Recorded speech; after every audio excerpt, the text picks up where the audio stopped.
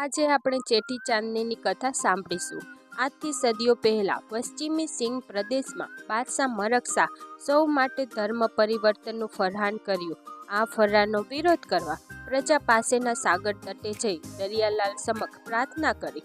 લગભગ 3 દિવસ સુધી લોકો ખાધા પીધા વગર વરુણદેવના જપ તપ કરતા રહ્યા।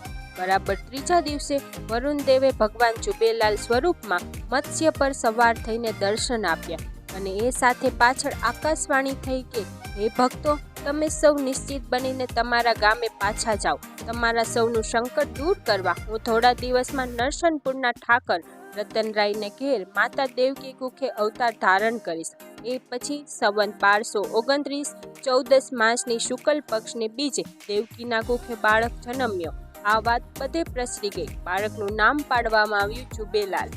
આની જાણ બાદશાહને થઈ ત્યારે તેને એમ થયું કે ભવિષ્યમાં આ બાળક જરૂર મારો વિરોધ કરશે, એટલે એમણે પોતાના વજીર આહાને નરસનપુર ગામે તપાસ કરવા મોકલ્યા। વજીરને ખબર પડી કે રતનરાય ઠાકોરને ત્યાં એક બાળકનો જન્મ થયો છે। વજીરે ઠાકોરને જણાવ્યું કે બાદશાહનું ફરમાન છે કે તમે તમારા બાળક સાથે રાજ દરબારમાં હાજર થાઓ।